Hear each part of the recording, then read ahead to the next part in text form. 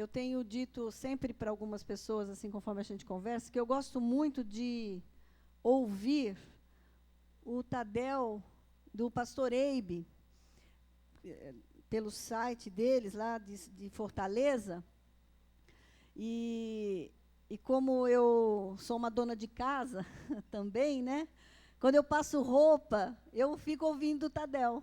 Então, é uma estratégia, porque não é vídeo, é só áudio. Então, a gente não tem que ficar olhando para nada. E eu acho que isso é uma dica legal para você. Então, você entra ou de Santarém, ou de Fortaleza, e baixa ali alguns temas interessantes. E esse tema eu estou plagiando ele, quer dizer, ele deixa que a gente faça isso, porque ele disponibiliza. Aliás, ele tem ensinado a nossa igreja a fazer exatamente isso. Aprender e passar, né? Do jeito que eles aprenderam, receberam de Deus. O Tadel, eles têm feito isso lá em Santarém, em Fortaleza. Ele nos ensina, nós também fazemos isso. Aliás, terça-feira, agora, nós temos de novo aquela reunião com pastores, às 9h da manhã, um café da manhã com os pastores que vêm de fora. Se você tem um amigo, um parente que está em outra igreja e quer que ela cresça como Deus tem nos dado esse privilégio de receber tantas pessoas, pode convidar para estar aqui conosco. Nós vamos ter a palavra do pastor Heinerson, dando início, depois um debate. Mas hoje eu quero falar dos principais sustentáculos da igreja primitiva. Nós vamos falar 4 esteios, 4 elementos que a igreja primitiva possuía. E eu quero que vocês abram a palavra em Atos, capítulo 2. Nós vamos ler dos versos 42 a 47. Enquanto vocês abrem aí, eu quero lembrar da nossa campanha Eu Mais Um, algo que está no coração do nosso pastor e do nosso, tem que estar também muito arraigado. Ore por pessoas para que você ganhe, cuide, leve ela ao batismo, para você poder colocar o nome dessa pessoa. Quem não tem ainda aquele selinho, deixa eu mostrar aqui o selinho.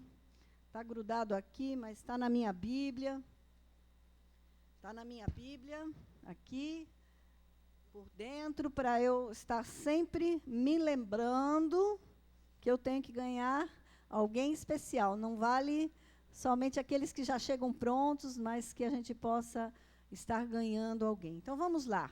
Atos, capítulo 2, a partir do verso 42. Diz assim: E eles se dedicavam ao ensino dos apóstolos, à comunhão, ao partir do pão e às orações. Todos estavam cheios de temor, e muitas maravilhas e sinais eram feitos pelos apóstolos. Os que criam mantinham-se unidos e tinham tudo em comum, vendendo suas propriedades e bens, distribuíam a cada um conforme a sua necessidade. Vendendo suas propriedades e bens, distribuíam a cada um conforme a sua necessidade. Todos os dias continuavam a reunir-se no pátio do templo, partiam o pão em suas casas e juntos participavam das refeições com alegria e sinceridade de coração, louvando a Deus e tendo a simpatia de todo o povo. E o Senhor lhes acrescentava diariamente os que iam sendo salvos.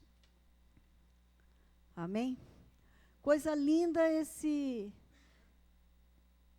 esses versículos. Então, nós vamos ver que a igreja primitiva, ela se dedicava, ela perseverava, em primeiro lugar, ao ensino da palavra. Eles, quem? Os discípulos, todos aqueles que, no versículo 41, eles tinham aceitado a mensagem e 3.000 pessoas tinham crido no Senhor. Aonde é que nós iríamos colocar 3.000 pessoas no dia que a gente faz um evento e vem 100 e poucas pessoas, né, que aceitam Jesus, no final do ano, 80 e poucos lá no Barra Music, 70 e poucos, eu não me lembro agora. E aí, você imagina, a gente faz um evento e faz um apelo, 3.000 pessoas aceitam Jesus, aceitam de verdade. E aí, aonde a gente vai colocar essas pessoas? Não caberia no templo. Aonde é que eles ficavam fazendo isso? Nas casas. Então, pequenos grupos nas casas é modismo da IBC Barra, da Igreja de Santarém, Igreja da Paz, igrejas em células? Não. Aqui nós já estamos vendo, eles se dedicavam ao ensino dos apóstolos. Era nas casas, porque senão não caberia, não teria lugar específico para juntar tantas pessoas, 3.000 pessoas. E aí, mais uma coisa eles faziam: comunhão. Porque a comunhão é que vai fazer com que você consiga trazer pessoas para junto do Senhor. Essa comunhão é o purê de batatas. Quem já leu o livro Purê de Batatas sabe que precisa fazer aquela pasta ficar homogênea. Como é que a gente faz essa pasta ficar homogênea? Tendo o relacionamento dia a dia com as pessoas. E aonde acontece isso? Nas casas. Porque aqui fica uma pessoa aqui na frente, todo mundo virado para cá, olhando para cá. Às vezes você quer fazer um comentário do lado assim, você já até perde o fio da meada, alguém já te chama a atenção, você perde, mas na célula não, nas casas não. É aquele círculo, ali todo mundo compartilhando, é uma comunhão. O que mais eles faziam? Eles, na comunhão, né, ainda na comunhão, eles partiam o pão. E aqui pode ser tanto a ceia, como hoje nós vamos ter ceia, mas também aquele ajuntamento de panelas, sabe? Quando você combina com o pessoal da célula, cada um leva alguma coisa, e aí a gente faz aquela junção de comidas, um leva arroz, outro leva carninha, outro leva arroz também, e daí fica muito arroz e pouca carne, mas aí compartilha e há aquele envolvimento com as pessoas. Teve um grupo de células que, num sábado, acho que foi sábado passado, dia 25, sei lá, me lembro, foi sábado passado. Eles fizeram uma reunião num lugar muito lindo, convidou todo mundo, não foram todos, porque às vezes a gente sabe que tem muita coisa, mas ali as pessoas conseguiram brincar o dia todo, falar sobre as coisas que estão acontecendo na célula, na sua vida. E debaixo de uma árvore nós pudemos ministrar uma palavra. Que coisa mais linda que é. Isso se chama comunhão. Isso se chama acolhimento das pessoas. Pode-se até ser um evento de colheita, porque nesse lugar a gente convida pessoas que talvez nunca fossem numa igreja, às vezes ficam com vergonha de até ir na casa, mas na casa é fácil você chamar uma pessoa para ir. E naquele momento você faz um compartilhamento das coisas de Deus. E principalmente, a sua vida, o amor que Deus está em você, flui através daquele momento de compartilhamento. Que mais que eles faziam? Eles repartiam, eles cuidavam das necessidades uns dos outros. E agora eu quero me reportar ao que está acontecendo hoje, ali fora. O pastor Miguel, todo primeiro mês, todo primeiro domingo do mês, todo primeiro domingo do mês. O que é que nós temos que fazer?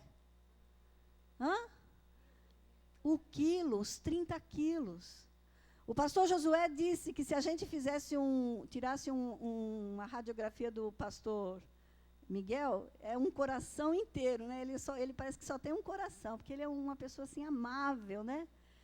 E ele tem se dedicado muito a isso, mas ele depende de nós.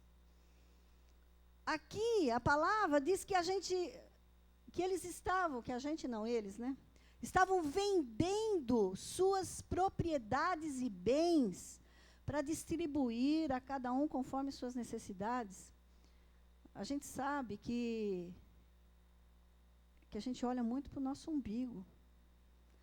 A gente sabe que tem pessoas com necessidade, e às vezes a gente tem um pouco a mais, mas a gente tem que aprender, nós estamos aqui aprendendo, nós temos que parar de olhar só para nós. Nós temos que parar de achar que só as nossas necessidades têm que ser supridas.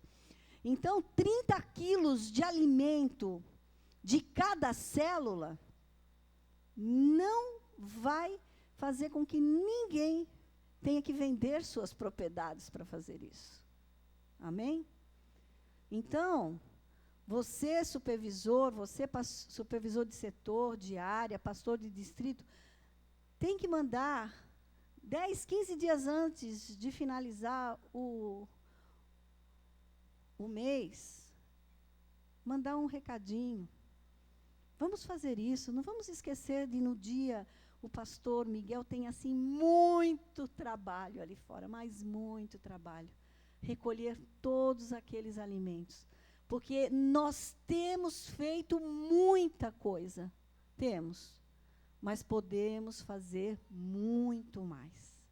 Nós temos feito e entregado para vários lugares. Ele tem visitado muitas instituições. Mas nós podemos fazer muito mais. E eu sei também que muitas células, às vezes, se reúnem, principalmente os jovens, estão de parabéns. Se reúnem e têm feito coisas diferentes. Vão visitar lugares onde existem uma carência afetiva do amor. Eu sei que tem sido feito isso. Eu tenho acompanhado.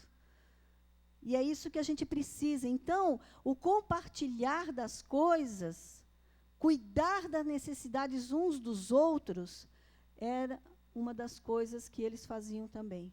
O que mais que eles faziam? Olha, eles se dedicavam ao ensino dos apóstolos, à comunhão, partir do pão e às orações.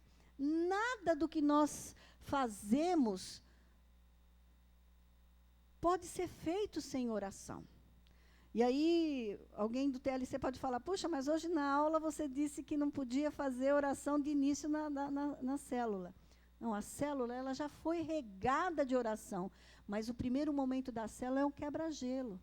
Porque o nosso alvo ali é fazer com que a pessoa se sinta bem, que seja recebida com muito carinho e amor. E aí a pessoa vem, principalmente quando nós temos alguns convidados de primeira vez, e ela precisa ser recebida com muito carinho. Então, a comunhão, logo de início, recebendo, aí um quebra-gelo, algo que faça com que todos se sintam na mesma frequência. O quebra-gelo é para isso. E depois, nós vamos louvar ao Senhor. E aí, nós vamos orar. Pode ser antes da palavra ou depois da palavra, ministrada pelo facilitador, que deixou todo mundo participar. Esta é a célula que nós temos que fazer sempre para que as pessoas sintam vontade de voltar na célula, com aquele gostinho de quero mais. Quando a gente olha em Atos 6, vamos andar um pouquinho, Atos 6, nós vemos uma escolha de 7 pessoas para ajudar os discípulos, os apóstolos, no caso. Isso significa que a igreja estava crescendo, assim como a nossa. E todas as vezes que alguma coisa começa a crescer demais, a gente tem que dar uma parada, reestruturar e continuar trabalhando. Vejam que no capítulo 6 de Atos diz assim: naqueles dias, crescendo o número de discípulos, os judeus de fala grega, entre eles, queixaram-se dos judeus de fala hebraica, porque suas viúvas estavam sendo esquecidas na distribuição diária de alimentos.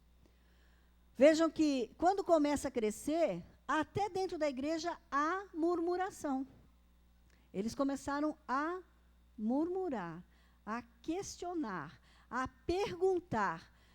E a gente sabe que isso acontece também na nossa igreja. Começa a crescer muito, você tem que fazer mais reuniões, você tem que se organizar, você tem que fazer com que cada um relate como está a sua célula, como está o desenvolvimento dos seus membros, se todos estão sendo discipulados, se você tem tido constantemente visitantes na sua célula.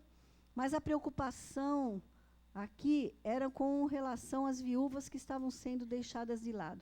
Aí os apóstolos falaram assim: bom, então como está crescendo muito, está dando muita confusão, vamos dar uma brecada agora, não vamos mais fazer apelo, vamos parar um pouquinho. Foi isso que eles fizeram?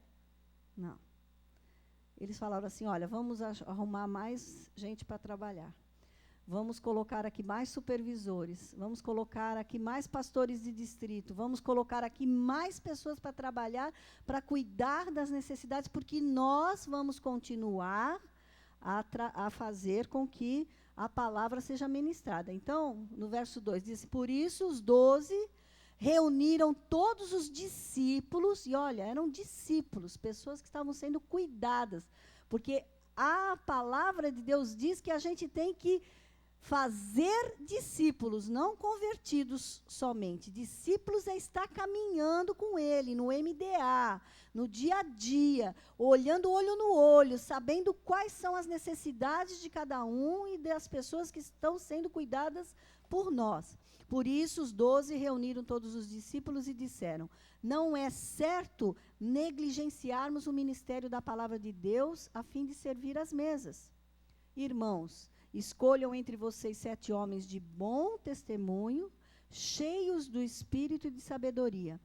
Passaremos a eles essa tarefa e nós nos dedicaremos à oração e ao ministério da palavra. Embora os apóstolos disseram que aquilo fazia parte dele, hoje nós sabemos que todos nós, na célula, também ministramos a palavra recebida pelo pastor, revelada pelo pastor que prega no domingo à noite, né? Normalmente é o nosso pastor Josué, mas ele está de férias. A gente tem recebido umas palavras com grande intensidade no domingo, para que depois nós, junto na célula, passemos tudo aquilo que aconteceu no domingo.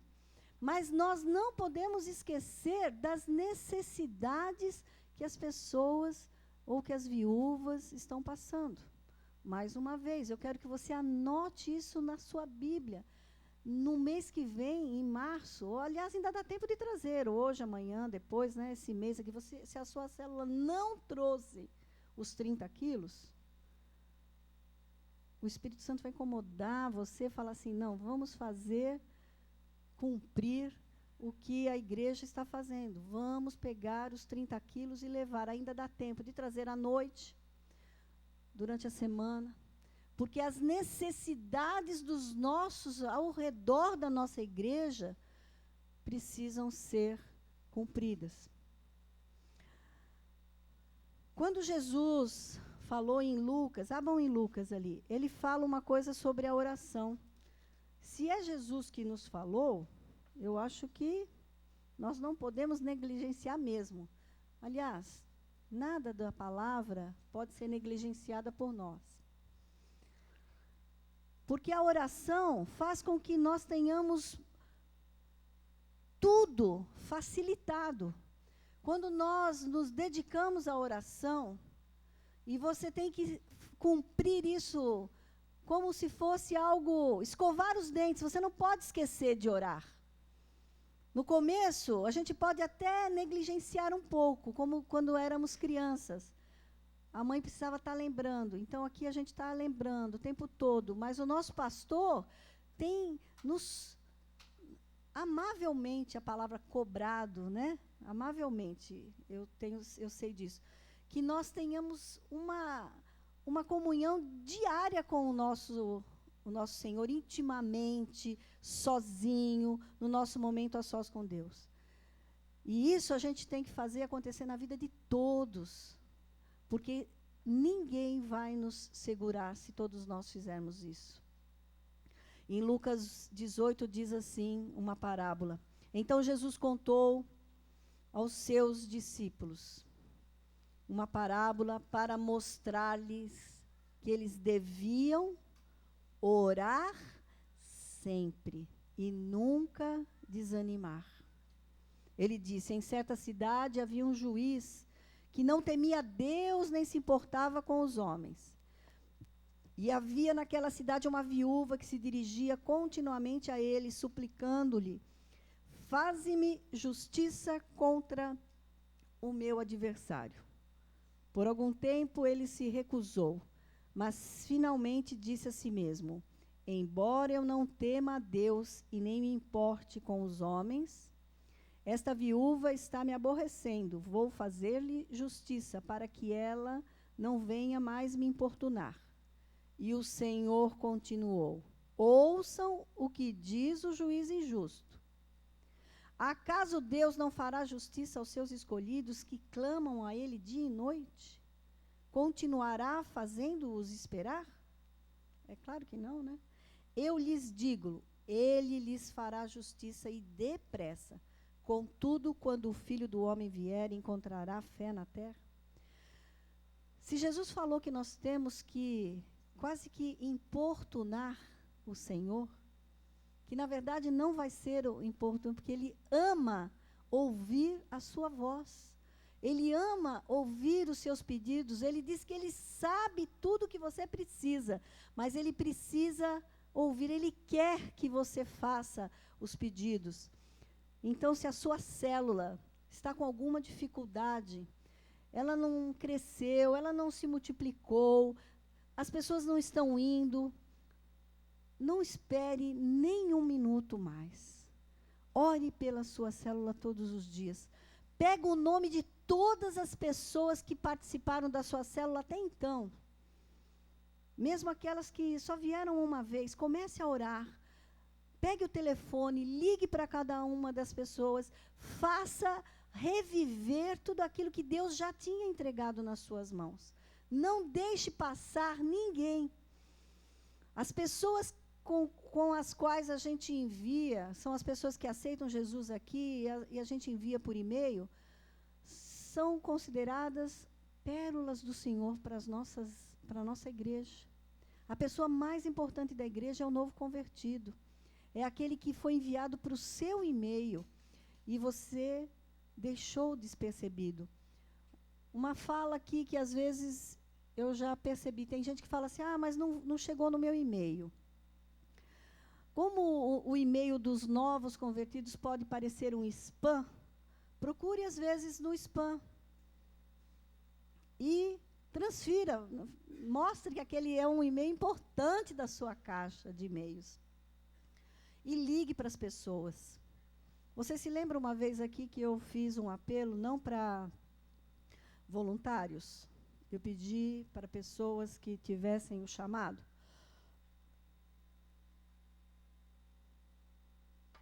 Eu recebi várias pessoas, acho que umas 18 pessoas. Só que, realmente, só 2 que continuaram. E, mais uma vez, eu faço esse apelo. A gente precisa de pessoas que possam se disponibilizar para ficar na igreja, nos ajudar em oração. A igreja disponibilizou um celular só para o ministério, para que as pessoas fiquem ligando, porque a maioria dos telefones das almas que a gente... E não é só para a rede A ou B, não. A gente faz uma listagem, prepara uma listagem para todas as redes, porque às vezes uma pessoa pode até receber 2 ou 3 telefonemas, não importa, melhor assim do que aquela que nunca recebeu nenhum. Porque o pastor Josué, quando faz o apelo, ele fala assim, você vai receber um telefonema essa semana. E, às vezes, a gente liga, cai na caixa postal, deixa um recadinho, ou então liga uma, duas vezes. Não, mas se a gente tiver uma quantidade de pessoas com disponibilidade de doar 2 horas na semana para ficar aqui na igreja, ligando, todas essas pessoas que o Senhor tem mandado para nós não vamos perder. Amém?